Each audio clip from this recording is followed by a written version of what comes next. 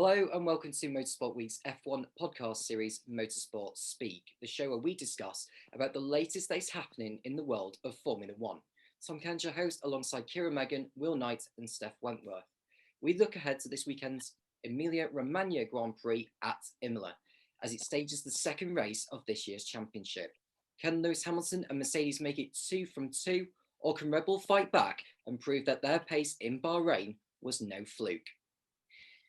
Good evening, Will. Good evening, Keira. Good evening, Steph. How are we all? I know some people are saying, "Oh, I can't be bothered waiting 3 weeks." Well, we don't have too long to wait now before Formula One does get going again here at Imola, and I'm most certainly looking forward to it. Keira, how are you feeling for this weekend? Yeah, hello. I am feeling really good about this weekend, actually.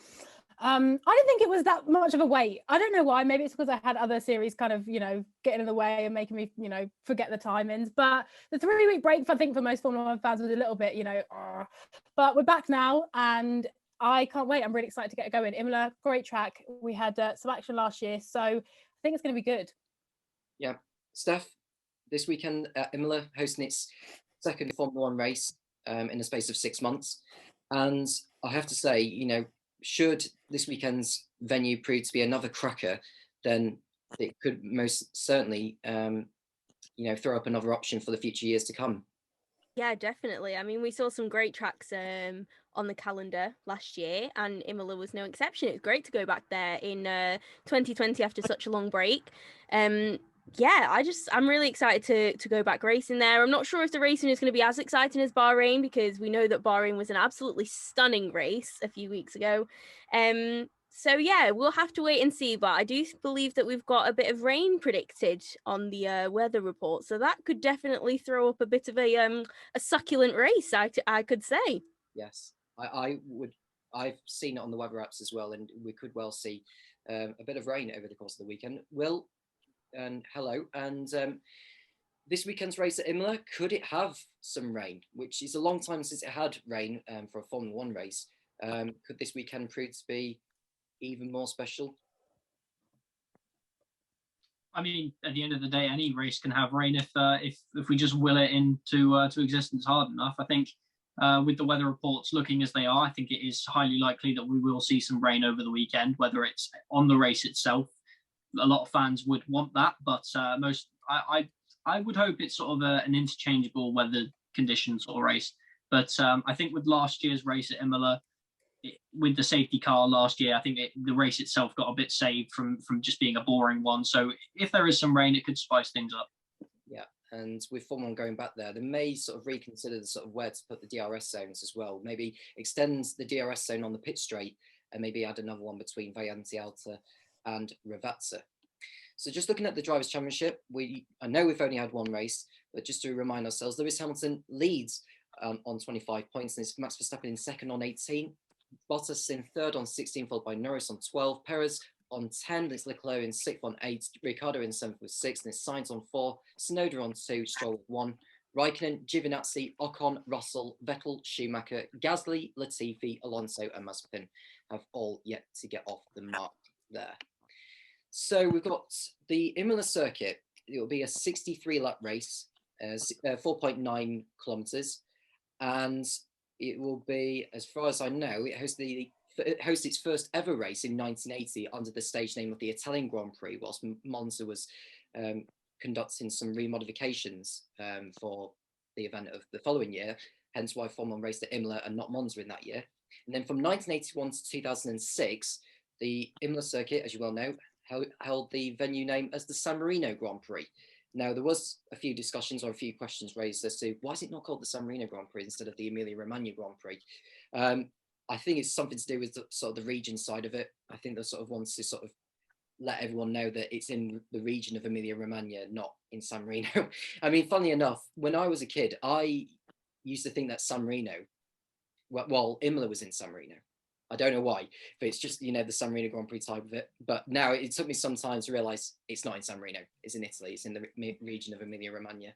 So, Keira, have you liked Imola as a racetrack, and how did it suit the modern day Formula One cars in comparison to what it was like before 2006?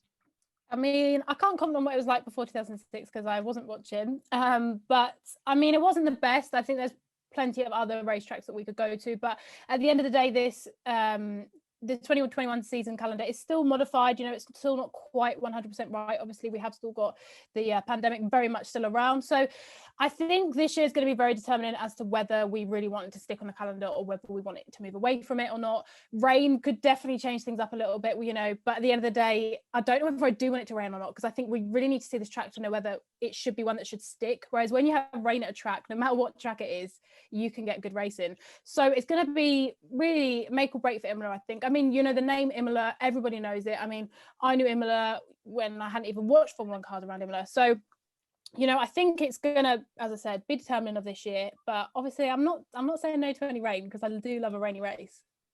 Yeah, Will, I'm sure you, as a Formula 1 editor for Downforce, I'm sure you have looked at the Imola racetrack in terms of the Imola races it's hosted over the years. But you know, I have to say, I was so glad that Formula 1 had gone back there last year. Otherwise, when would it have done? Well, I think I'm a bit of at a bit of a disadvantage in terms of Imola, because last time Imola raced, I wasn't even 3 years old. So other people knowing all about the circuit, I've had to do all my research from looking at old clips and reading books and stuff. But overall, the last race that we saw at Imola, I think 2006, saw Fernando Alonso and Michael Schumacher dueling it out for the lead right until the very end. So if there's any circuit which has so much history in Formula 1, it is Imola. It's just a shame that the modern cars aren't as suited to the track as they used to be. However, with the new regulations coming in next year, my opinion is this year, even if it isn't that good of a race, give it a chance in 2022 and just see if it can put up a good fight next year. Yeah, and I think there's this thing with the cars being stuck behind turbulent air. That's the only thing. And with next year's cars coming in, I would think that Imola should be one of those that should be given another opportunity. And it was a relief that we went back there last year. Steph, how do you feel that this weekend's race is going to go? Because we've only had one so far out of a scheduled 23.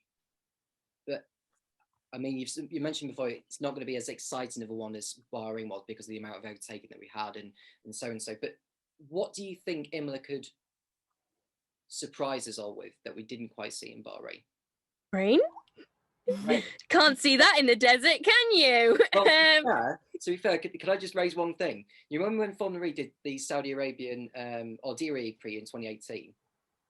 It was raining that day, wasn't it? I don't know if you remember. Okay, don't come to me about the desert with the rain.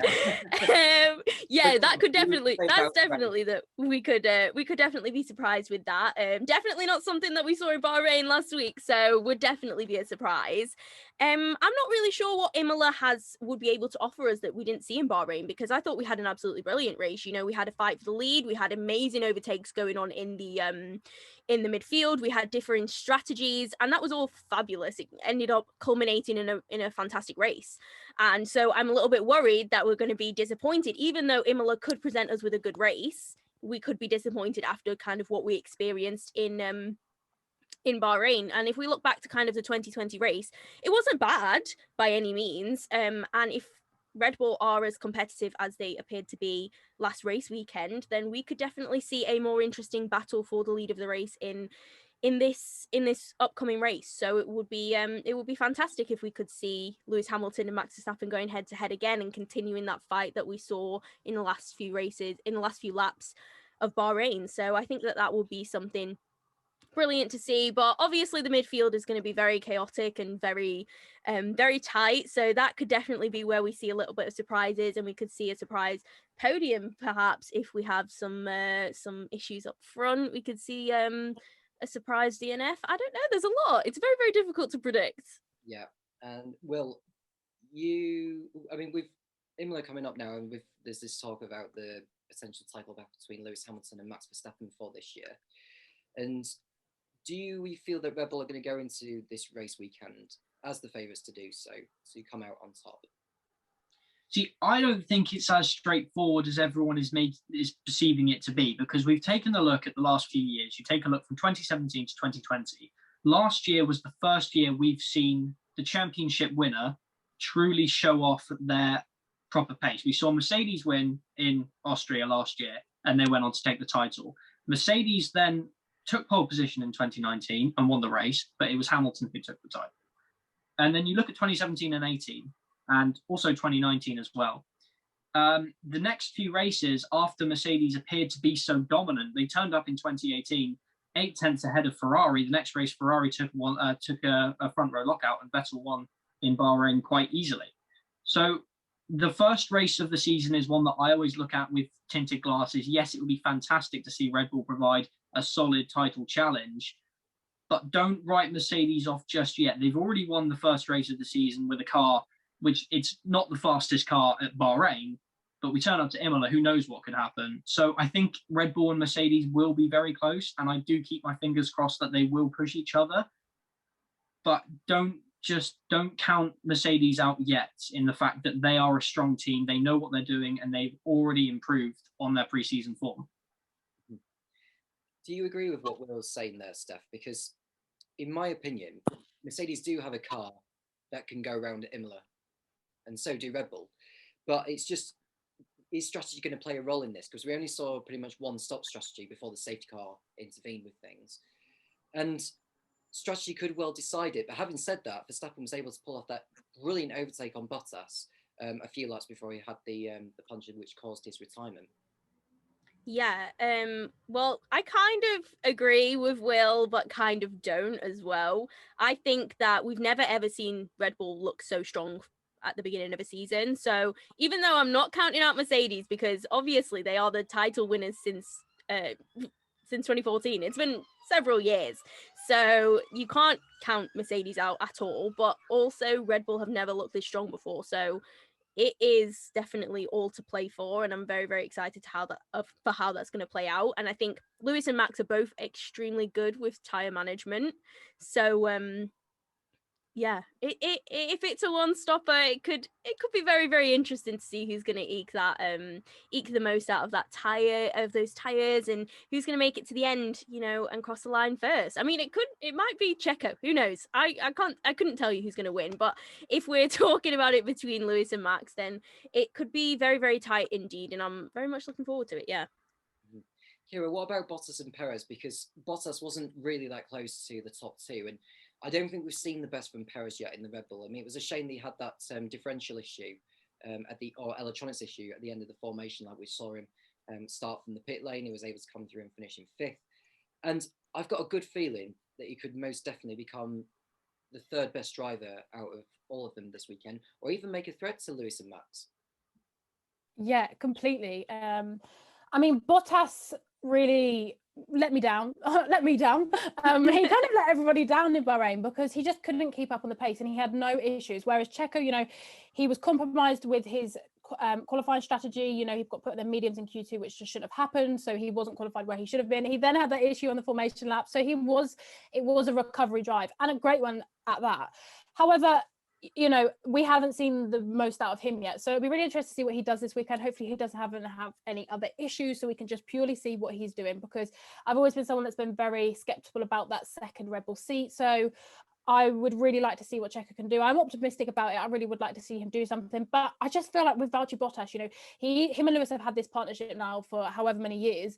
We know what we expect from them, and we know what we're going to get with them. And we know that Valtteri Bottas isn't on it. And every year he's slipping further and further behind. And I just don't see it getting any better this year. To be that far behind in Bahrain, it's unacceptable. So I definitely feel like Checo can definitely come up, and that is the crucial point in the constructors. Mercedes have always won because Red Bull don't have that second driver. They've always been messing around with the seat too much.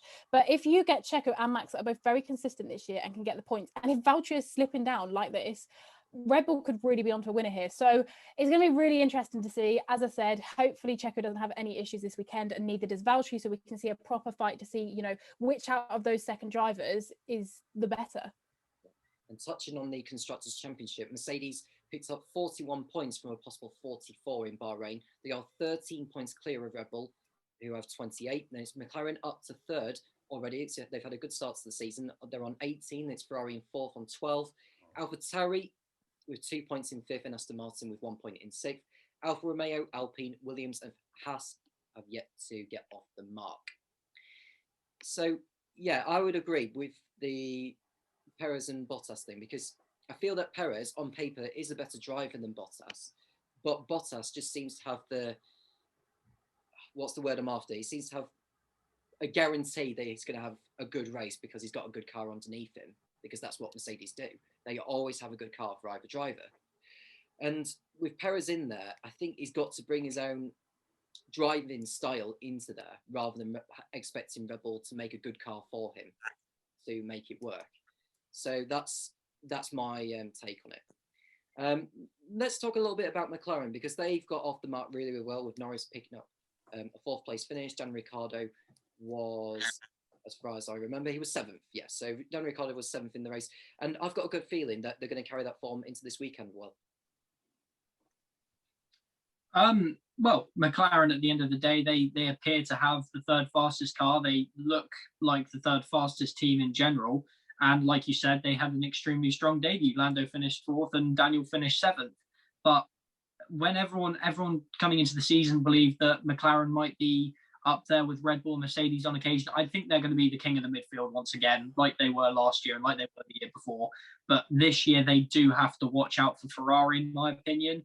Sainz was quite unlucky, and Charles Leclerc was pushing Norris at the beginning of that race, and he also had a very fantastic performance in qualifying.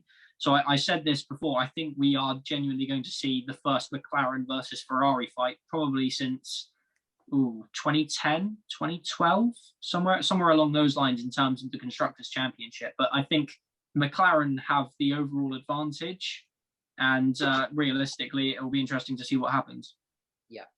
And Steph, what did you make of McLaren's showing in Bahrain? Because I was impressed with him. I think you've got to give credit for what they've done. And I think this season, if they can carry the points finish from Bahrain into Imola and the races that proceed, because it's going to be a long gaggle of races between now and the summer break, they could be in for a really good campaign. And not to forget, they do have that Mercedes engine. Yeah, that power unit was looking very, very well balanced in the Mercedes in the McLaren, shall we say. And they looked like it had integrated into the chassis and the car really well, and that they were making it work. So yeah, I thought they did a brilliant job in Bahrain. Do you know what was great on the opening lap? Seeing both of them actually fight with each other. You know, they were racing really, really closely.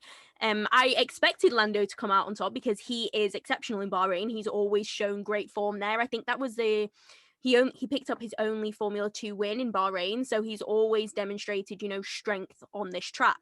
So I was not surprised to see him so far up. Daniel Ricciardo, obviously, he's still getting used to this new team as well, and he obviously was on the podium last year at Imola, but he probably won't be on the podium this year. So, I mean, I won't jinx anything. Maybe I've just cursed him. I don't know. I won't jinx, but yeah, he's strong. He was strong at Imola last year, so maybe he will find some form this weekend coming, and be able to beat Lando. Who knows? I mean, I think the battle between the McLaren boys is very, very close at the minute. So we shall see.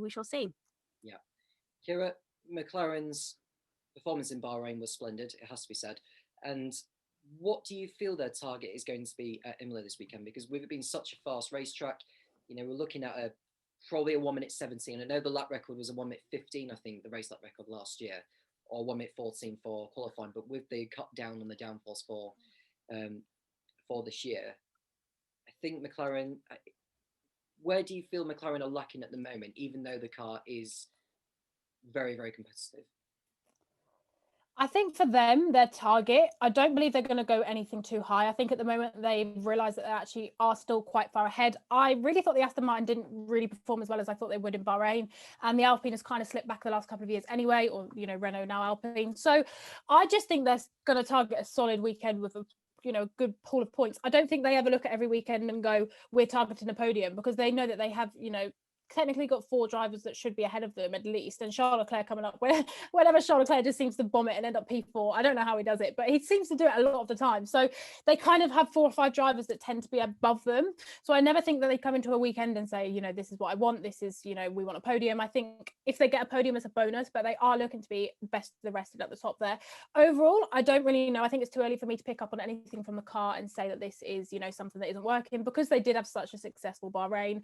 There wasn't like anything that you could go, oh, this wasn't quite good. I think all round the car looked solid. It looked quite firmed. It didn't look out of source or anything. So for me, I think the McLarens are just looking really good and really strong. I was really, happy to see this partnership with Mercedes McLaren again, and I believe it's working so far. But again, it's very early to say, but I think they're going to have a solid weekend. And they've got Lando and Daniel, two amazing drivers who I believe are quite neck and neck with their performance, and I just think they're both going to get a load of points, and it's going to be great for McLaren, so I'm looking forward to it. Yeah, I'm most certainly looking forward to it as well. I love Emilia as a racetrack for Formula One to be going to. Some news which I want to have a look at that's come out in the last week, and it's to do with this sprint qualifying race thing. And it's turned out that the teams have agreed, or they are agreeing, a financial package to help cover sprint qualifying races. Formula One's plans for 3 sprint qualifying sessions this season look set to go ahead following weeks of discussions, which have led to a financial package being agreed upon by all 10 F1 teams. F1 is set to trial sprint races at 3 Grand Prix this year as part of a plan to experiment with the race weekend format before potentially implementing the change permanently next year, when major rule changes will revolutionise the sport. Discussions have been ongoing, firstly to secure backing for the proposal, then to agree how the sessions will operate, and now a financial agreement has been reached, putting plans on course to get the green light in the coming weeks when they will officially be ratified by the World Motorsport Council. Teams raised concerns that these extra sessions will not only push their costs up in terms of additional tyre and engine usage, but they also run the risk of sustaining damage. Liberty Media has therefore agreed to pay teams a lump sum to compensate them, believed to be around $500,000, whilst the budget cap will also be lifted by the same amount. Teams may also be able to claim additional compensation for any damage sustained in a sprint race. The sessions will officially be known as sprint qualifying, so as to not detract from Sunday's main event, and will take place on Saturday morning, running to 100 kilometres, with second practice taking place in the afternoon. First practice will take place on the Friday, along with qualifying, which will decide the grid for the sprint qualifying race. The result of sprint qualifying, which will award points to first, second and third only, will then decide the grid for Sunday's Grand Prix. The British, Italian and Brazilian races have been earmarked to host the trials, though with record-breaking COVID-19 deaths in Brazil, there remains a risk the event may not go ahead and another could take its place to run a sprint qualifying trial. Further meetings are set to take place during the Emilia Romagna Grand Prix weekend to iron out other small details before official confirmation. What do we think of that, guys? I mean, the idea of, the teams that are going to be compensated for doing these sprint qualifying races, which I'm all for. I think it's the right thing that the FIA and the World Motorsport Council have done. Keira, your reaction to that, and does that sort of make you feel a little bit better in terms of how it's going to be dealt with reducing the concerns for the teams? Sprint races for me, when I first heard it was going to be introduced, I was really optimistic and I really wanted this to happen until I looked into it a little bit more and realised that they weren't reversing any of the grid. So I would have presumed that they would have done the Friday qualifying, reversed it, and then went into a sprint race to see whether, say Lewis Hamilton takes pole, he would then be reversed to 10th, see whether he can build himself back up in a shorter race.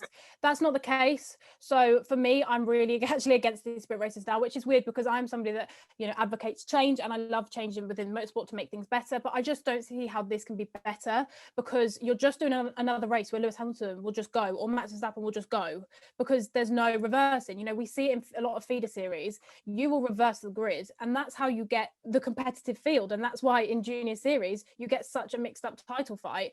Whereas with this, I don't see how this is going to make anything other than a bigger gap for the two teams at the top compared to the lower teams, because you might get a couple of places that might change within the midfield, like you might get a Lance Stroll ahead of a Daniel Ricciardo or something like that, but you're always going to have the same like top 3, top 4, and I really just don't understand the process of this, and I am actually quite against this now. And it's a shame, because simply if you were to just reverse this, it would be such a spicy race, having the top teams and the top drivers starting, in 10th or whatever, or even if they reverse the whole grid, like imagine that, having like, the Haas and the Williams right at the front. We could do something like that, and that's how you trial it. To not reverse anything, I'm really against it.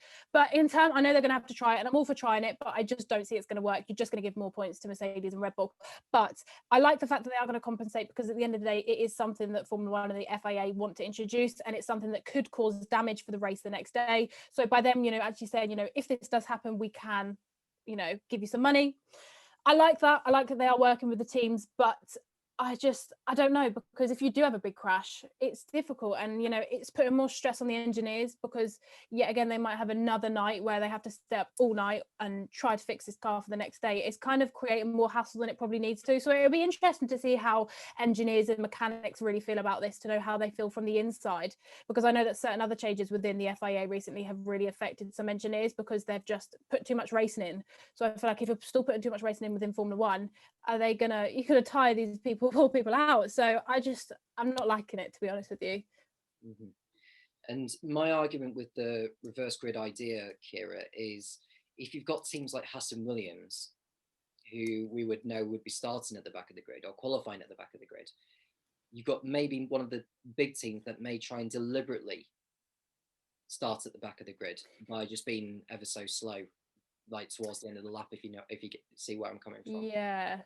Yeah, I do get that, but at the end of the day, regardless, they're always going to end up first. You're either going to reverse the grid, and then they're going to do that, so they're going to be at the top, or you're not going to reverse the grid and they're going to be at the top. So I think either way they're going to be at the top. So I don't really know what you can do to kind of fix that. So I'm not sure. Well, it's a trial thing anyway, so we'll find out later in the year as to how it would go.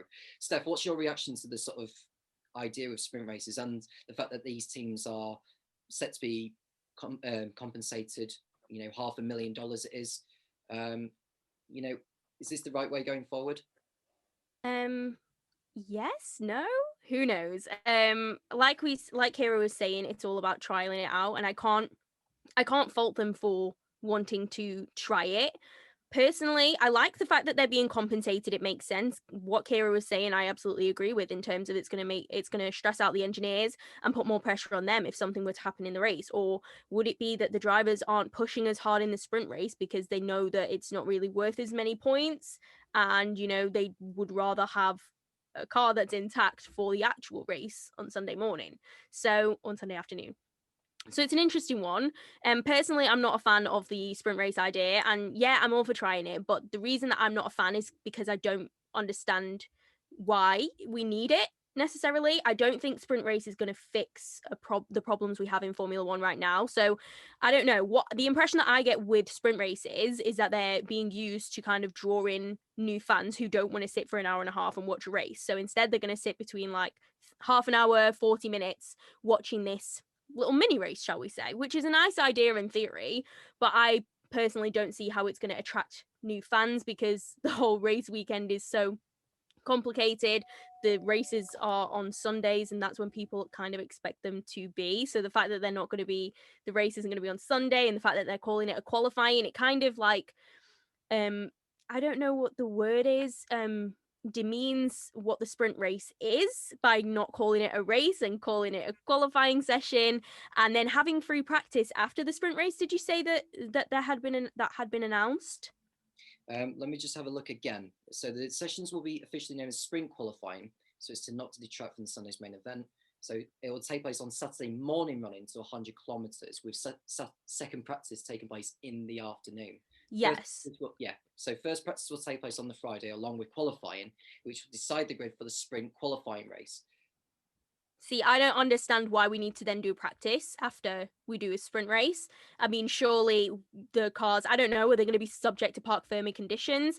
It's really interesting, and I don't understand why we would have a free practice session. If anything, put the free practice session in the morning and then have the sprint race in the afternoon.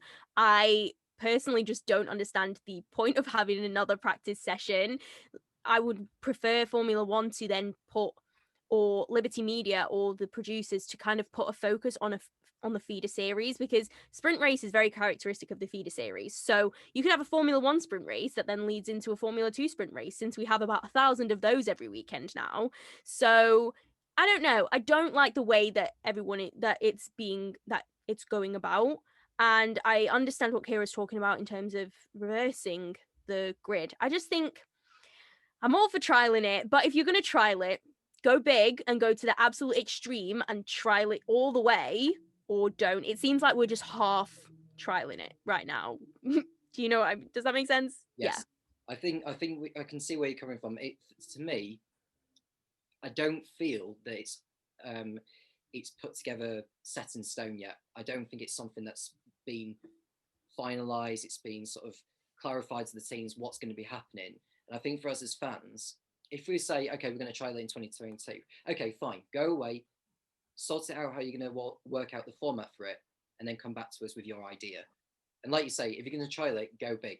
Make sure you make it very clear to the teams, to the fans, what it is, what's going to be happening.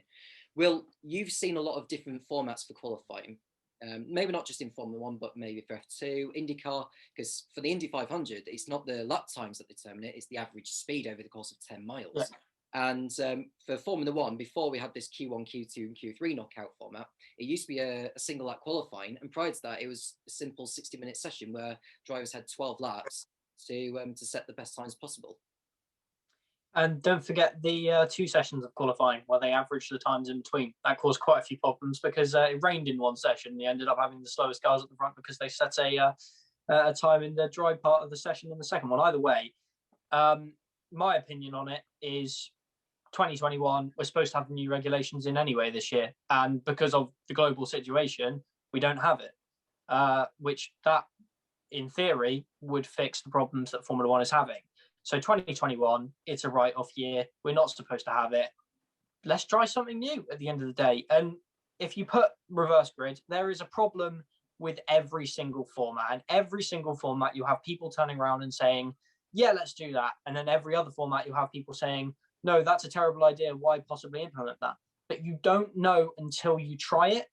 And everyone, let's face it, we would love one-shot qualifying. You get one shot, one lap, go all out, see what you can do. But realistically, you take a look at this season, and like Steph just said, the idea of bringing in fans is people are more likely to come on a Saturday, right? Or a Friday, for instance. Friday, a lot more Formula 1 fans will just say, oh, it's only practice, it doesn't really matter. But now there's a qualifying session on Friday, so that's going to boost viewing figures for the Friday, and people are going to come and watch that. And then you've got Saturday, and there's a sprint qualifying race. People are going to come in and watch that, boost your Saturday figures. And then if that qualifying session on Friday is so good and it sets up a really good sprint race, and I don't know, both Mercedes heading into turn 1, Bottas wipes out Hamilton, both Mercedes starting at the back of the grid. Highly unlikely, but it could happen. Both Red Bulls clattering into the Mercedes, you never know. And that, if that happens on the Saturday, on the Sunday, however unlikely it might seem, your viewing figures with Hamilton and Bottas starting at the back of the grid, and I know, McLaren could win a Grand Prix. And although that might detract, people saying it detracts from the nature of winning a Grand Prix, the Indy 500 technically used to be a Grand Prix. Formula 1 is ever changing. So if we just sit here and think, 3 qualifying sessions, we get 5 teams out at the beginning, slowest, obviously they're going to go out. You might see George Russell do an absolute blinder getting to Q2, and that's your story for qualifying again. Just try something new. And at the end of the day, if it pays off, brilliant. We've sorted the race format of the first race back after the winter break. If it doesn't work, 2021's a write-off year. That was just something we trialed. We're going back to original qualifying. So at the end of the day, if it's there, we're not supposed to have this year anyway, so we might as well try something new. Yeah, and I think that's the right thing as well to sort of minimise the awarded points for these drivers and teams. So a team would get up with 5 points just from a spring qualifying. And I think the problem is as well is you get to Saturday morning, you've already done the Friday qualifying. It's wet on the Saturday morning. You've got teams and you've got cars on the racetrack. Half of them get wrecked. So it's almost like a repeat of Spa 1998. Then where do you leave it? What happens next? How are the teams going to have enough time to fix the cars in time for the race? And it's just going to be very much a nocturnal period for these mechanics to get these cars ready for these repaired cars ready for the race. And they're not going to be as strong machines or competitive machines as they were before they ended up crashing. So that throws another con in there. Will, what do you think? Obviously that is a major, like Spa 1998. Back then we had a T car, so half the drivers, Michael Schumacher could just jump in a Ferrari, or both of the Jordans got through unscathed, if I remember correctly. They might have ended up crashing, but either way, my personal opinion is, although we have to look after everyone in the sport, everyone knows the risks of their job. Formula One drivers, they know the dangers of Formula One. Romain Grosjean, he wouldn't, in, let's say, 2020 Bahrain, he didn't want to crash, but he knew that that might happen. Team principals, they know that going into that, if they're, for instance, I don't know, if they do a terrible season in 2014, 2015, they could lose their job. Mechanics, in my opinion, although it's absolutely terrible, 25 races a season, mechanics, they should be able to go home and see their family in between Grand Prix. It's absolutely inhumane, the fact that they can't do that. But working overnight is not only something that quite a lot of them would have been used to, with certain drivers crashing in, let's say Albon crashing in FP3, and then they can't get it done for qualifying, so they have to work out of Parc Fermé. Mechanics do know that that is a risk of their job, working overnight, and they do know that part of their job is getting that car fixed as quickly as possible in the best condition possible. And that is why Formula One is a meritocracy. It is the best in the business. It is supposed to be the best. And the mechanics understand that is their job. So they will simply have to go by the, and although this seems absolutely horrible in terms of the format and what I'm saying, is that mechanics, unfortunately, they just have to get on with it. And whether you agree with that or whether you don't agree with that, it's a matter of fact in the sport, and certain aspects of the sport need to be changed. Mechanics and all team members need to be able to go home and see their families just to call off. But right now, that is the situation we're in. And unfortunately, it just might be the case that the teams have to deal with it. Yeah, just 2 secs, Ted, on that point. I just want to just to bring up the fact that after, was it 2018 where we had the first triple header that Formula One had seen? 2018, yeah. And then afterwards they said that was never going to happen again because it put too much stress on the mechanics. Well, lo and behold, it happened in 2020, and obviously that was an interesting year, and for different reasons. Obviously they didn't want to put those triple headers in, but it ended up happening several times throughout the 2020 season, and now we have it again in the 2021 season. And what I just can't get on board with about these sprint races as well is that I feel like we're trying to do too much.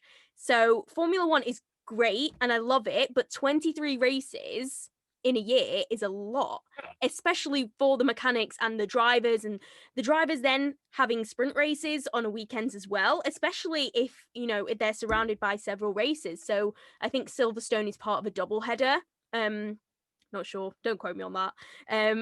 But if they then have to do a sprint race and a race and then fly somewhere and do another race the week after, it's a lot for them to take on, and that's what I don't agree with. I feel like we're trying to do too much. We don't need as many races. If you're going to add a sprint race, then dial back. We only need 20 races maybe in a season.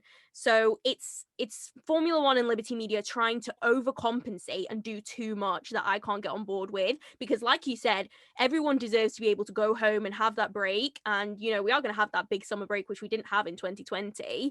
But I think that we are putting way too much pressure, and even the fans, we don't want to see everyone being put under this much pressure. We don't like, I personally find it really difficult when we've got triple headers as well, because that means every weekend I've got to wake up and watch all of these sessions Friday, Saturday and Sunday, and I'm not even in the paddock. I'm not even doing any of the work. So I can only imagine the stress that they are all under right now. So yeah, I think that's part of the reason why I'm so against sprint races as well. I just think that there's a lot going on and we just need to dial it back a little bit.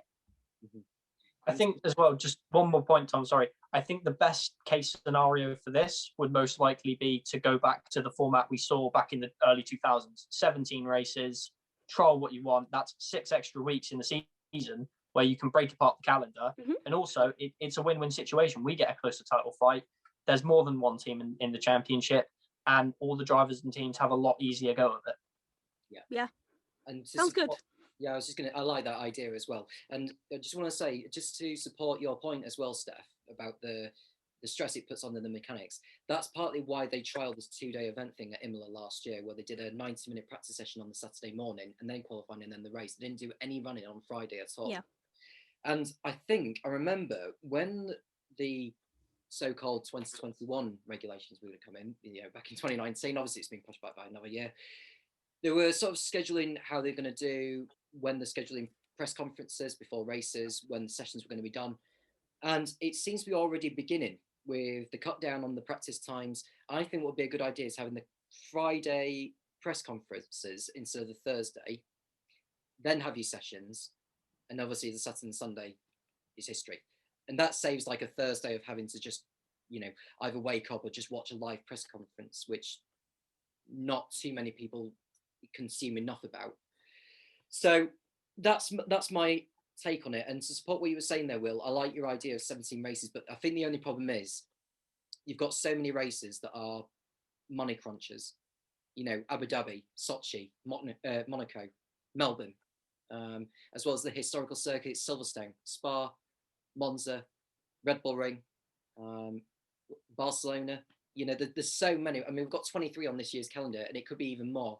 And with Miami, possibly Hanoi, believe it or not, and I've only just found this out last week when it was rumoured at the beginning of 2020 or the back end of 2019, Panama City was rumoured to potentially hold a Grand Prix in either 2023 or maybe later. And not to mention Hanoi as well, which I think personally it will happen at some point. I just don't know what year.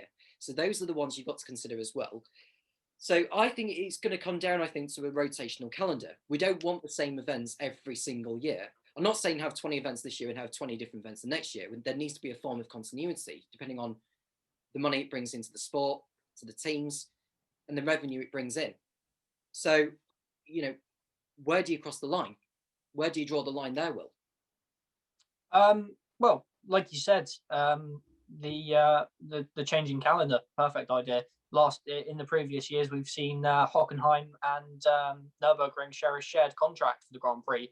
2013, Nürburgring hosts the German Grand Prix. 2014, Hockenheim, and if Nürburgring wants to host a race, European Grand Prix, you can give that one there. But I feel, although I like the idea of 17 races, and I just said that is the ideal personal best case scenario for myself, and I'm sure everyone else who works in Formula One, like you just mentioned, more and more countries want Grand Prix, and unfortunately there just isn't space on the calendar for every single one. Now, although quite a lot of his policies I'm not a massive fan of, I am a fan of, however, Bernie Ecclestone's policy previously of one country gets one Grand Prix. You have to pick your best circuit, whoever can either pay the most money or provide the best racing, most likely the former, will end up hosting that race. And no offense, if you're looking to get a race either, let's say Malaysia, we want Malaysia back. Do you want Malaysia or do you want Sochi? It's not really that much. Weighing it up, it's probably like that much in terms of the way we look at it.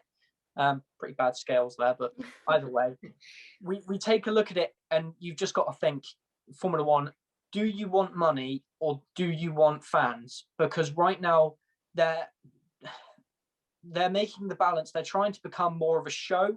I think they've already influenced that with the 2018 graphics changes and the YouTube channel. Social media is booming, but they're also trying to mix it with the corporate identity of Formula One and the sporting identity. You have to pick one. Think of it like an exam. You have to pick one train of thought and just go with it. There's no point in trying to put in too many ideas and jumble them around, because it will just be one big mess. And right now, if Formula One keeps on going the way it is, it will just be one big mess, unfortunately. Keira, would you agree with everything that's been discussed about the idea of Sue having a rotational calendar, and maybe not 17 races, because there's so many races around the world that Formula One could be racing at? What would be your train of thought, and what would be your system? I believe that we have too many European races, and Steph actually mentioned this on her channel the other day. And we're meant to be this world sport. However, I know that Europe holds the money, the main core of motorsport, but we have so many fans. We don't have a race in Africa. If you look at how many of the races, I think it's like 15 out of the 23 or something are in Europe, and we want to create this global calendar, and we can't do this when we're just constantly going with the money. We're going where the money is. We're going to Italy so much. Like we had I get that last year was a little bit different, but we went to Italy 3 times. I don't want that to carry on this year. You know, we're going to Italy twice this year. It's not necessary, and there's so many places which would love to hold a race, whereas, you know, African fans can come and watch a race if we, you know, hold one in Cape Town or somewhere like that. So for me, the thing that annoys me the most, and it's clear to see that they are going with the money over the fans, is because this isn't a worldwide championship because of where we're racing. So I think we do need to cut it down, because as Steph said, you know, I get tired. I think we get tired just being there every weekend. You know, this is like what we're just watching on TV. We're on our sofa. We're not doing anything. Whereas all these people are working so hard every single weekend, especially with all the quarantining rules. They have to go straight to the other place, stay in a hotel room for however long, then go and do their work for however many days, then go again. It's crazy. And they're not going home. They're not seeing their families. 23 is way too much. And I think, as Will mentioned there, I love that we have modernized Formula One, and I love that Liberty have came in and done all this stuff with social media, and it has increased the reach so much. And it was such a amazing, you know, change for Formula One to, you know, leave Bernie and now have Liberty. But we can't change the corporate identity of Formula One. And if we start just going for the show and for the fans, and, you know, well, not for the fans, but going for the show and, you know, trying to do this and this and this, if we're losing Formula One within this, we might as well just make a TV show and get on with it. But just going back to, you know, how the mechanics are, you know, I think that's another reason why we shouldn't be doing so many races, and then also doing more and more and more, because I think there was a part, I don't know if it was Haas or somebody, they made a mistake on the Sunday, and the mechanic said, "I'm sorry, but I'm just so tired, like I'm physically exhausted." And you don't want to see that, and then you are going to get mistakes. And great, it's good for the show that, you know, a car didn't get his wheel put on properly, but it's not, and it's affecting people mentally and physically, and it's just not what you want. So I just think personally it's all getting a bit too much, and we just need to rein it back a little bit. Yeah. And let's go on to some other news. And it's learned that Silverstone has backed, or is going to back, the use of vaccine passports for 2021. Silverstone is among the list of venues and organisations that have called for COVID-19 tests and vaccine passports as a credible means of allowing for greater spectator capacity at 2021 events. Outdoor large sporting events in England will be allowed to run at 25% capacity, or up to 10,000 spectators, from May the 17th, while further restrictions are set to be relaxed from June the 21st. Formula One's British Grand Prix is scheduled for July the 18th at Silverstone. Several tests are due to be held later in April and through May in order to assess the safe presence of fans at sporting arenas in Britain. The event's research programme is due to undertake a number of trials, which include passes that demonstrate a person has been vaccinated, has recently tested negative for COVID-19, or has natural immunity. On the Thursday evening, a letter of which Silverstone was a signatory was sent to the leaders of the major political parties in Britain. It was also signed by the Football Association, Premier League, England and Wales Cricket Board, Wimbledon organisers, AELTC, the Rugby League and Rugby Union bodies, as well as the English Football League and Scottish Professional Football League. In the letter, the bodies emphasised that they are committed to working closely with the event's research programme to explore all options that will allow us to swiftly return to full capacities. The return of fans will give a huge boost to millions who enjoy a day out at a sporting event with their friends and families, and be of great benefit to the economy. It is right that every possible action is considered to secure the outcome as soon as possible, but only for as long as an unrestricted return is considered unsafe to fans, matchday staff, and the wider public. This includes investigating how a COVID certification arrangement could reduce and then safely remove the requirement for social distancing. There are many issues to be addressed, including how the technology would work and its ease of use at major events for both the attendees and the organisers. All of our sports can see the benefit that a COVID certification process offers in getting more fans safely back to their sport as quickly as possible. We know that our stadia can only be fully filled with an assurance process. Now, I would say that, you know, looking at that, I'm kind of sat on the fence with this idea of vaccine passports, and I don't want to say anything too political here, but, you know, if people have been vaccinated, you know, why should they not be allowed in?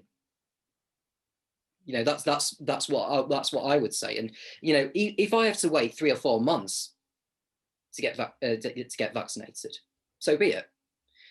Steph, we want your sort of take on this sort of vaccine passport idea for which Silverstone is backing. Yeah, it's an interesting one actually, because without trying to get too political, the vaccine passport and its uses and where it's going to kind of be implemented is a little bit political, because I don't know if we've got any listeners who are outside of the UK, but the way that the UK vaccine process is working is it's kind of going from old to young. So us being in the younger generation, we are not going to be offered our vaccine, and I know I'm likely not going to have it before Silverstone even goes ahead. And it's great that you can prove a negative test and that will also allow you into the venue. I think that's a good contingency for the young people who will not have been vaccinated. But if that's not going to be, I mean, I think that's going to be the case, but then it's okay. Because just saying you have to be vaccinated to come in is so isolating for so many people, and I don't think that that's fair. But the fact that if you do turn a negative test that you will be allowed in, I think that does kind of even it out a little bit. The issue that I have is I don't see how we can have a full Grand Prix, and I feel very iffy about all of the tickets being purchased, because Silverstone is one of the Grand Prix where you have, you know, full turnout, and the British motorsport community will go to Silverstone in all of their glory, and there will be hundreds of thousands of us there. And I know that we are entering an easier stage, a less restricted stage of COVID lockdown situation right now in the UK, but by the time we get to July, this disease isn't going to be gone. So it's interesting as to whether Silverstone will have a full crowd, because we're still in a global pandemic. So whether we'll have a full crowd, whether we'll have to turn people away, it's all very interesting. You know, people who've been vaccinated, we can all still carry COVID. So I don't actually think the vaccine passport is necessarily the best solution, because we can still carry it. And there is still, if we're gathering that many people, there is still going to be some significant spread of COVID throughout the event. It's just going to, you know, decrease the risk of someone being seriously ill, which is absolutely great, because I would like everyone to be as safe as possible. So it's very, very interesting. And I don't really know what my thought process is on it. I'm very worried to have a full crowd at Silverstone, and I'd rather wait until next year to get that full crowd back and that proper atmosphere. So it's an interesting one. I don't know what your guys' thoughts is on it. Sorry, I just went on a bit of a ramble. Pineapple.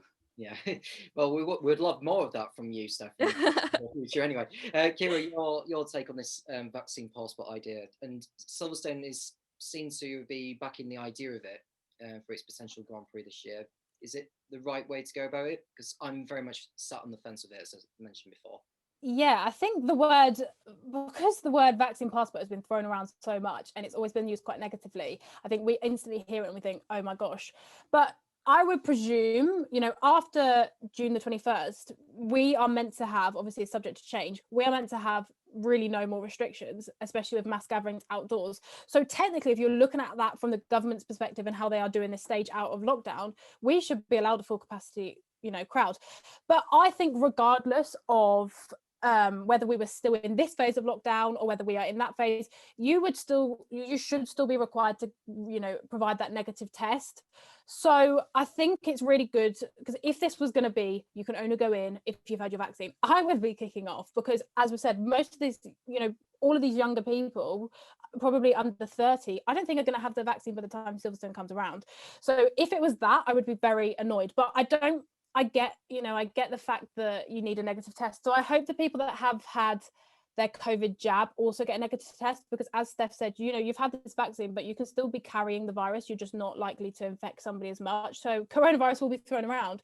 So I feel like everybody should, you know, if you've got your jab, great, but I think you should also definitely have a negative test, because I just feel like that's what, you know, that's kind of how we should go around things, you know, as much as the UK may be coming out of it, but there's so many other countries that aren't. And I think another thing which we're still unsure about is foreign travel. You know, I would be more unsafe if we had people from other countries that may have, you know, coronavirus going around a bit differently all coming into Silverstone. Then that would give a different, you know, feeling, because they haven't been in the same bubble that we have for the past year.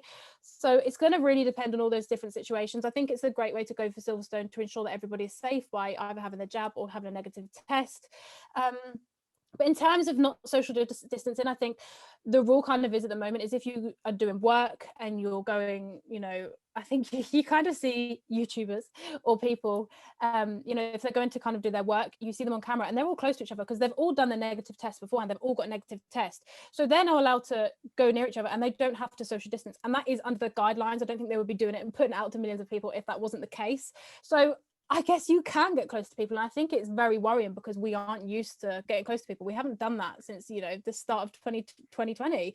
It's so weird to go near people. You don't want to do it. So I think the thought of having a massive crowd at Silverstone is scary. But if you look at the roadmap to when July is, and, you know, when we go green at Silverstone, it's going to be hopefully a different world. So I don't know. It really depends on the stage and the state of the UK. Well, I just have to see.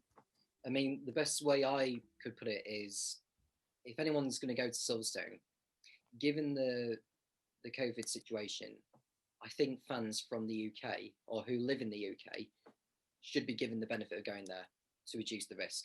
That's my take on it. Will, what your thoughts on this whole idea?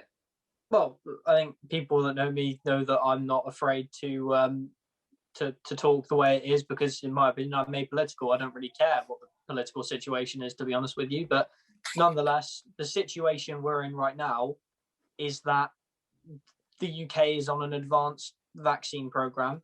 They've come out and said that I think it's all people over the age of 18 should be given one by July, which I'm happy about because I'm supposed to be going to do reporting in Belgium in August. So I'm hoping that I should be able to go over there. But at the end of the day, right now, I'm not holding my breath because we are in a global pandemic and it is rather unlikely in the current situation that I will end up going. You take a look at races in Bahrain, you take a look at races in Russia, certain races in Italy, they had fans, but there weren't fans from Britain or Australia. They were fans from Italy, Russia, Bahrain, wherever the races were from. You're not going to get on a plane, go to a Grand Prix packed. The countries are doing this. I don't want to say they're easing into it. They're easing into sporting events. And like Keira just said, June, we should hopefully be out of lockdown anyway. So in my personal opinion, vaccine passports, if it does come about, so be it. It means we'll get a crowd. And unfortunately, if it does mean that young people can't go, or for whatever reason young people can't go, in my personal opinion, being one of those young people, it doesn't, my mind is, as long as we have a crowd, the crowd is there for the atmosphere. All right, you can sit at TV, you can sit at home and watch it on the TV. You'll feel the atmosphere from the crowd. It won't be the same as being at a Grand Prix, but you'll feel that atmosphere. You'll be able to look at the race and think, okay, we're getting into semi-normal times. And sporting events, they want to be able to open up. They want to be able to get some money in. So if Silverstone does have to do vaccine, my camera just fell over there. It's okay. Carry on. This is not going very well. Edit that bit out. If sporting events do have to provide vaccine passports, and it means we get a crowd, and it means we get those sporting events up and running and getting some money in my opinion, so be it. Yeah. Let's go on to some other news, guys. I want to whiz through a few more of these. And Miami's aiming to clear a hurdle to reach the 2022 target to hosting a Grand Prix. Miami Gardens' mayor has put forward a joint memorandum, if that's how you pronounce it, of understanding with the Hard Rock Stadium in a bid to alleviate concerns harboured by local opponents to the proposed Formula One event. Formula One has been striving to add Miami to its calendar for several years, with a round in 2019 initially mooted for downtown before these plans were abandoned. Instead, focus for the event, supported by Miami Dolphins owner Stephen Ross, was shifted to the area around the Hard Rock Stadium, located in Miami Gardens, with May 2021 outlined as a target date. Following resistance from local residents last October, a fresh federal lawsuit was filed, alleging racial discrimination and citing potential breaches of noise ordinances. Ahead of a city council meeting planned for Wednesday, a memo supported by Mayor Rodney Harris outlined a desire to continue supporting Hard Rock Stadium and promoter South Florida Motorsports in bringing Formula One to the city, and published a list of proposals in a bid to satisfy opponents. It outlined that the Grand Prix would be held in a manner that provides substantial economic and community benefits that directly support city residents and businesses. It suggested that the event could be promoted as the first Formula One Grand Prix to take place in a predominantly African American city. It has also been emphasised that the promoter will make certain commitments, including with respect to track design, noise mitigation, air quality monitoring, and racing hours that minimise any disruptions to local schools and neighbourhoods. Under the proposed motion, it was highlighted once more that the circuit would not use any of Northwest 199th Street and take place at and around the stadium, aligning with a track map released in January 2020.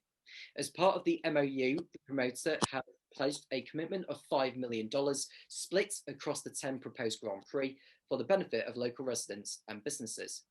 The promoter has also pledged that STEM programs and paid internships will be provided to select college students in conjunction with the event. Discounted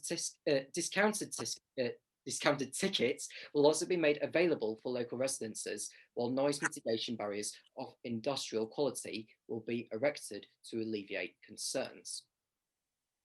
So that's the latest from in regards to Miami at the moment, and potentially 2 American races on the Formula One calendar. And I'm not sure where to start off with this one, because Miami, I'm all for going to new events. I mean, it's the way Formula One works. You know, it's the way the sport evolves. You are going to be going to new events that's not hosted Formula One races before. Miami previously hosted a Formula E race, which wasn't particularly that great, if I'm honest with you. We want to begin with you on this, and how do you back Miami as a good venue for Formula One to be going to? No offense, but Miami's just sort of one of those races now, in my opinion, where I don't know if, I'm sure you have, Tom, I don't know if Keira and Steph have heard of a Formula One outfit that wanted to get into F1 quite a few years ago called Stefan Grand Prix. Yeah, I remember that. Yeah, I definitely remember that.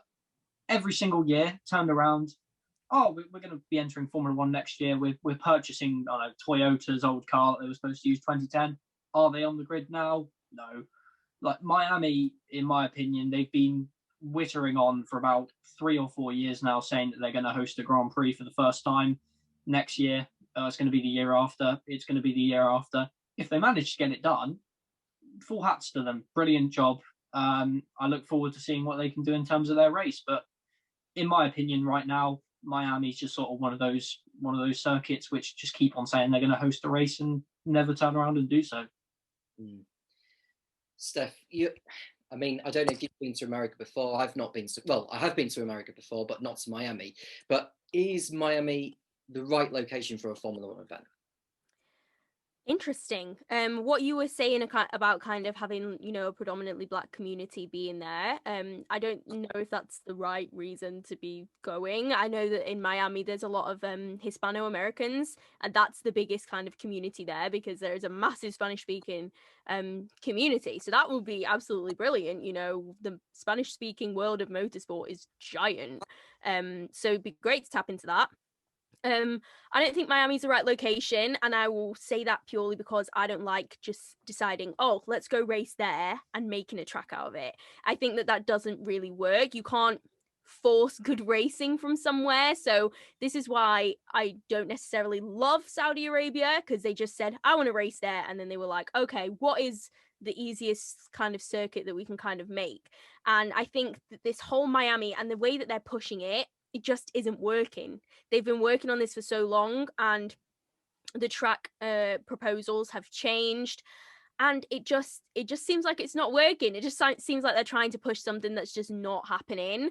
And like Will was saying, we do not need 2 races in the same country. And I know the USA is massive and there are tons of opportunities and there are loads of racetracks there. So why can't we go to another racetrack instead of trying to make another street circuit that's going to be very, very similar to the ones that we already have on the calendar? It just seems a bit unnecessary to me, and I would love for if we're trying to go to a predominantly Black community, and if that's what they want to push, then let's go down to the south. Let's go to Louisiana, let's go to Alabama, let's go to these actual these Black areas where we're trying to push people to actually get into STEM. Let's not go to Miami, which is categorically one of the most populated but richest cities, let's go to one that's not super rich, because people will travel and come and watch, and it will actually have much more of an impact on a community if we had a much more of an economic impact if we went to a city which is lesser known but is also, you know, going to help out with the actual residents. I mean, it just, for me, what they're allegedly saying that they want to host the Miami Grand Prix for, it's not adding up. And I feel like it might just be them trying to explain why they want to have it there,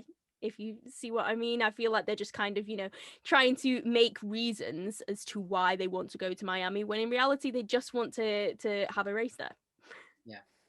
Keira, your take on Miami's plans. I mean, obviously it's been cropping up for a fair few years now, and it's just a matter of time when it does eventually host a Grand Prix. But there's been, do you remember I don't suppose you remember the New Jersey proposal many years ago? I mean, will remember, as far as I know, but there's been plans in the past where another Grand Prix was going to be held in America along with the one in Austin.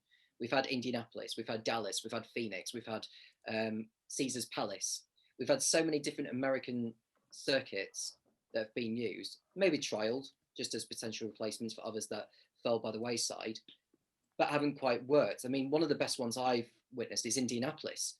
I mean, because there's an inner course that Indianapolis used, and the way Formula One cars circulated was the other way round, rather than how the IndyCar drivers do it, and then obviously through the intersections of the course. And I loved that, and I think that's somewhere that Formula One should most definitely consider going to in the future. But in regards to Miami, it's another one of those I'm on the fence with. I don't know whether to be optimistic or pessimistic about it. Well, what's your side of it?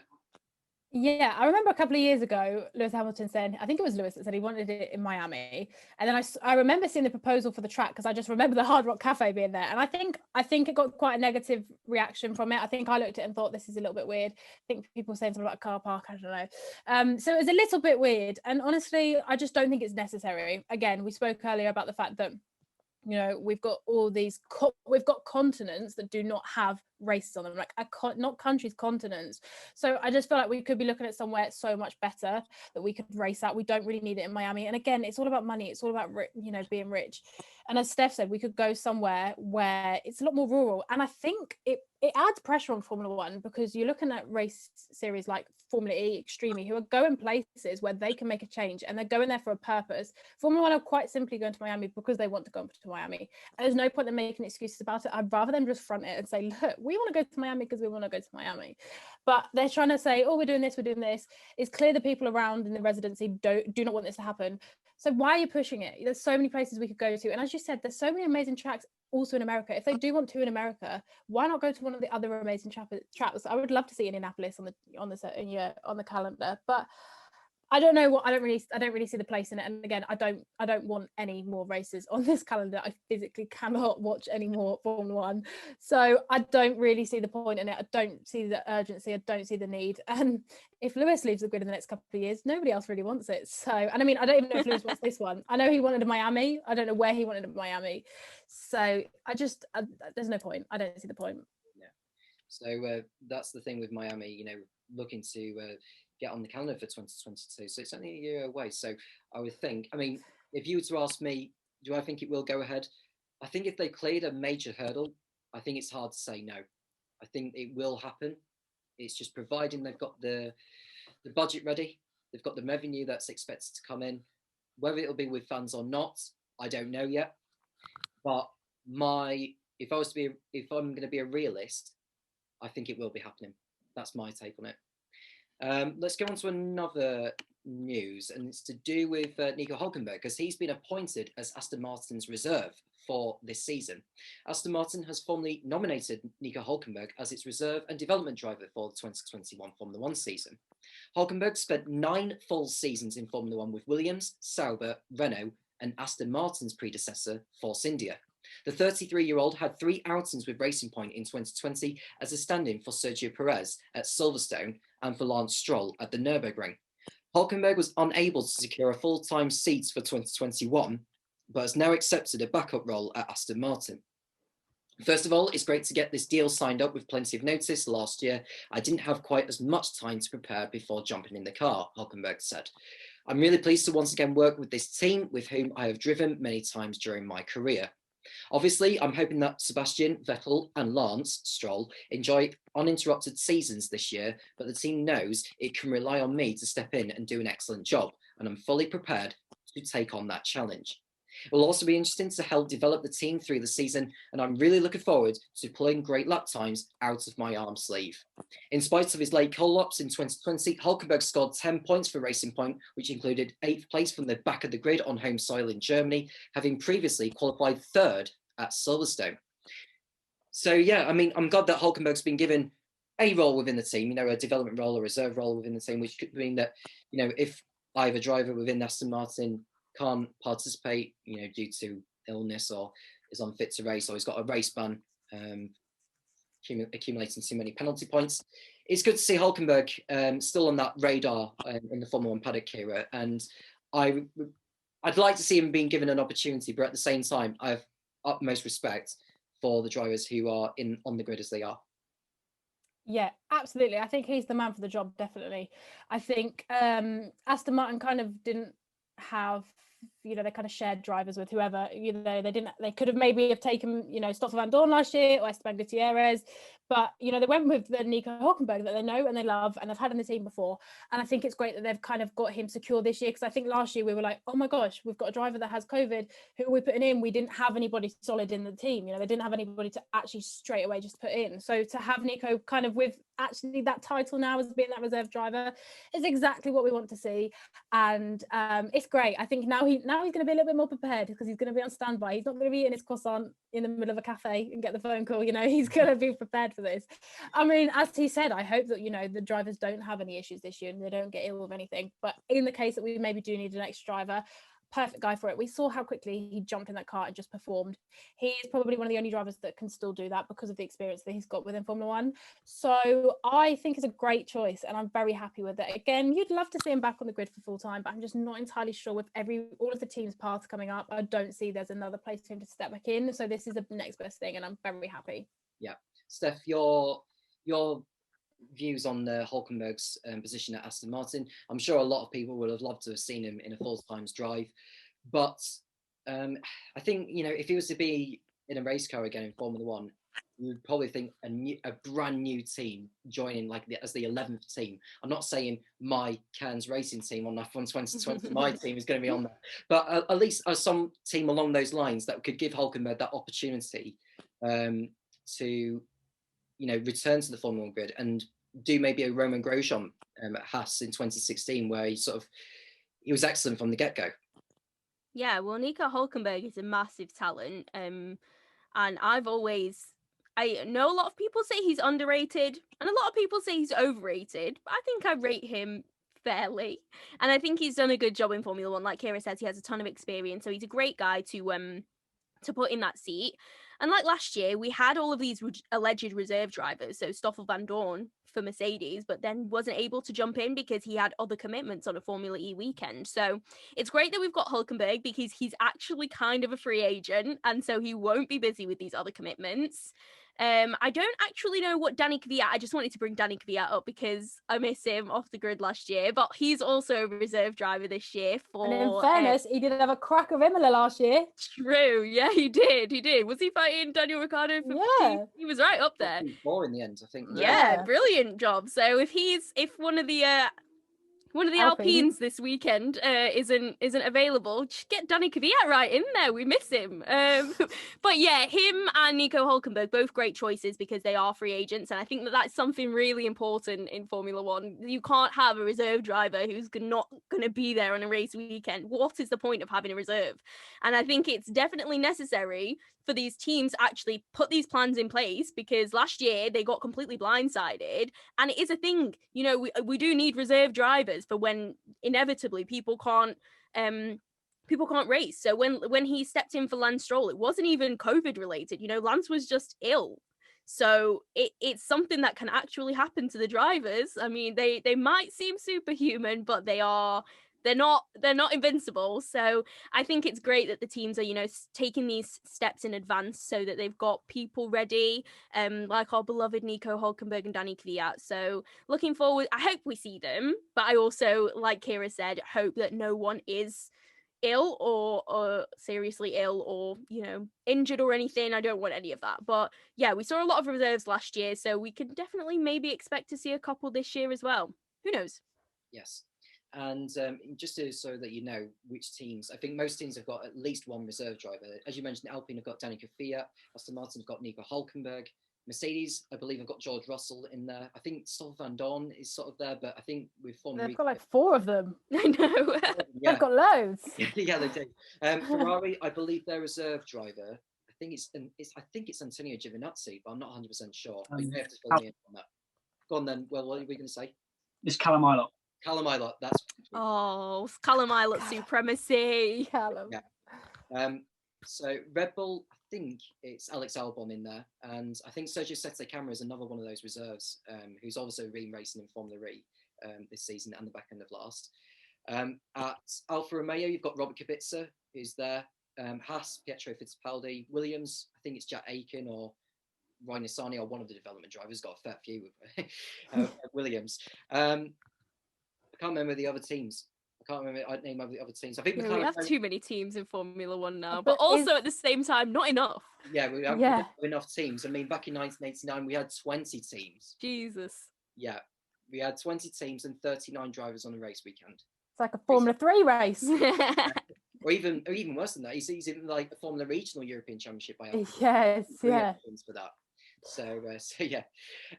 So we'll go back to the race weekend, guys, before we wrap up the show. Your takes on this weekend, Will. What do you think we expect to see at Imola? Although I love Imola, I don't expect it to put up much. And hopefully I'm just saying that to jinx it so we get a fantastic race. But I don't expect... I expect a good race, but I don't expect what we saw with Bahrain. I think hopefully it'll be a close fight between Verstappen and Hamilton, but either way you look at it, it's going to be one of those two drivers who win it unless something catastrophic happens or Perez and Bottas pull, in Nico Hülkenberg's words, pull something up their arm sleeve. So you take a look at it, and I think it will be Verstappen, Hamilton, and let's say Checo for his first Red Bull podium. Yeah, and who do you think will get pole? Ooh, you've asked me something there. I'm not going to say Samaya like I did last time in the Formula 2. I think Hamilton. You think? I think he's going to get 100 this year, so let's just say Lewis. Okay. Steph, your predictions for Imola this weekend in terms of the racing? I mean, I think Will's right. I don't think we can expect too much, but who do you think has got a point to prove? Because I think Aston Martin has still got a point to prove, as do Alpine. But what do we realistically see in the race on Sunday, and who do you see will come out on top? Well, one person with a point to prove will be George Russell, who will be attempting not to crash under a safety car this year. So yeah, definitely Alpine and Aston Martin. I mean, they are right. They're going to be right in the midfield fight. They're just not there yet. So they will be wanting to come out of Bahrain really strong ahead of, you know, the rest of the season. They've had 3 weeks now to do any developments. I know Aston Martin weren't looking as quick as they would have liked to. So they will be coming out of the blocks with something to prove, because if they can't prove it this weekend, well, it's going to be a disappointing start to kind of the rest of the season for them, and they'll want it to go well to be indicative of what they're going to perform like for the rest of the season. So yeah, Aston Martin definitely with a point to prove. Sebastian Vettel, after that kind of horrific weekend he had in Bahrain, because it reminded me of rookie Seb. You know, he was making rookie mistakes and not performing cleanly like you would expect a 4-time world champion to be performing like. And I feel like there's a lot of scrutiny for Seb right now because of the last couple of years he's had at Ferrari and the mistakes that he's been making. So he wants to prove something now that he's at this new team. He needs to prove that it wasn't him, it was, you know, the environment and Ferrari and the combination of them two that was creating these problems that he had in the last couple of years. So if he can't disprove that, then it's going to look like it's him that's the problem and he can't get warmed up in the car. So I think if anyone is going into this weekend with a vengeance, it's Sebastian Vettel. Yeah. Keira, one thing we haven't mentioned too much over the course of this show is Ferrari, because it is their home race at Imola this weekend. Sadly, there's not going to be any fans there. So the Emilia Romagna Grand Prix will once again stage its race behind closed doors. But predictions-wise, where do you see... Let's start with the top three and pole position first. What do you see happening in that? Yeah, I think I just see the basic top three. You know, I probably still think it's going to be like Hamilton, Verstappen, Bottas. I do think Checo's going to be up there. Maybe Checo might get Valtteri in the race, but I definitely think that top two is going to be Hamilton, Verstappen. Whether it's the other way around, I really don't know. I do still, have a lot of faith that Mercedes can pull it back, but Red Bull was strong, so not entirely sure with that. But what else did you say? I've forgotten. Who else did you ask for? Ferrari, that's the one. Ferrari. I mean, as I said earlier, Charles Leclerc just pulls anything out of the bag. So there's such a big fight at the moment, which is being pushed more from the community. And it's like, who's going to be better? Carlos Sainz, Charles Leclerc. And honestly, I think they tend to be quite even. I don't think it's going to be one or the other. I think probably Charles end up, getting up to P4 or whatever. So I don't think it's going to be anything magnificent. I think they are better on pace than last year. I think we saw in Bahrain, it was a step up from last year, thank God. So I think they're going to be maybe up there with the Aston Martins. I'd probably say, again, Aston Martin have got something to prove, because I think they thought they would come out of the blocks a little bit better than this. But, Bahrain was the first race of the season. So we could just go into Imola and everything could be completely different. McLaren might not even be up there. We just don't know. But yeah, I think Ferrari are going to be a little bit higher than they were, say, this time last year. But I don't think they're going to do anything spectacular. You're not going to see them on the podium. And if they are, then congratulations. And doing so on home turf as well. I mean, Ferrari would most definitely take a podium. Oh yeah. They've been doing. Before we finish the show, I know I said before we finish the show, but another team which I haven't talked about is AlphaTauri, because AlphaTauri, they were so strong in Bahrain, and Tsunoda was fantastic. Gasly, it was very unlucky to have the tangle with Ricciardo on lap 5 or lap 4, whatever lap it was. It was very early on anyway. I reckon, because they've done their shakedown run at Imola earlier this year. So Tsunoda will most definitely be familiar with the track itself. And could AlphaTauri get through to Q3 on the medium compound again? I'll leave it open out for you guys this time. Yes. I'm going to say yes. Yes. No. Yes. Keira really believes in AlphaTauri. Keira was heartbroken when Pierre retired in Bahrain. There were tears. And she's very optimistic, but I'm going to go opposite and say no. I think it was very impressive for them to be able to get into Q3 on the mediums. I was so surprised that Pierre was able to do that. I was literally shocked that he was on the exact same strategy as the leading guys, and he should have been right up there. Yeah. But I don't know if that's something that we're going to see again, that we're going to see replicated this weekend. I can't see it happening, unfortunately. I think if anyone can do it, Yuki can, because he let's face it, the kid's only driven F1 cars at Imola. He's had about 3 or 4 track days at Imola. So realistically, he is technically one of the most experienced drivers on the grid at Imola, if you're discounting Kimi and Alonso. So when we take a look at that, I think personally, Tsunoda has a good car underneath him. He's got good experience around the circuit. So yeah, let's say he can. Mm. Yeah, I'm a massive fan of both the AlphaTauri drivers this year. I think they're both really very good. But I feel like a lot of the spotlight was on Yuki Tsunoda in Bahrain. And I think people are discounting what Pierre Gasly done in qualifying and then where he would have been in the race if he hadn't have had that tangle with Daniel Ricciardo. And I think people need to look at that and not just think, oh, Yuki Tsunoda's going to do this. I think both of them are going to be up there. I think Yuki was doing really well in qualifying until, I think he just got caught out. I'm not entirely sure what happened, and he fell quite low on his second run. But on his first run, I think he was like P2 or something. So I think both of them are going to be up there, and I think it's great. The lineup this year, I could rave about it all year long. We know Yuki Tsunoda can get into any series and just go. He doesn't need that time to warm up. Like, take Mick Schumacher, needs time to warm up. Yuki Tsunoda just gets in. A couple of years ago, he was in F4. It's crazy. I don't think he's going to have any problem with Imola. I think he's going to have a great time. And I think Pierre is he's an all-round solid, very consistent driver now. He's really found his rhythm in AlphaTauri, and I think that again is going to be very strong. So we know that the AlphaTauri has definitely stepped up. I feel like AlphaTauri and Ferrari have kind of came up together now, and they're right up there in that top midfield fight. So I think we're going to have some good battles, maybe between the Ferrari, AlphaTauris, Aston Martins. You know, I think it's going to be amazing. I'm very excited for it. So hopefully nobody touches Pierre again, because I need to see him race. Yes. And bear in mind, Pierre Gasly qualified 4th position in last year's Emilia Romagna Grand Prix, but it wasn't him that finished P4, it was Danny Keira, because Gasly was early with classic Danny.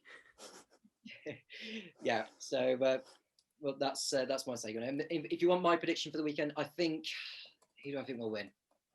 I still think Lewis will do it. I just think Mercedes, if they can outmaneuver Red Bull in Bahrain, they can most definitely do it again. And I think they will do it again. They used to do it when it was between them and Ferrari, and I'm confident they'll do it again against Red Bull. So Hamilton to win, Verstappen second, and it'll be Sergio Perez in third.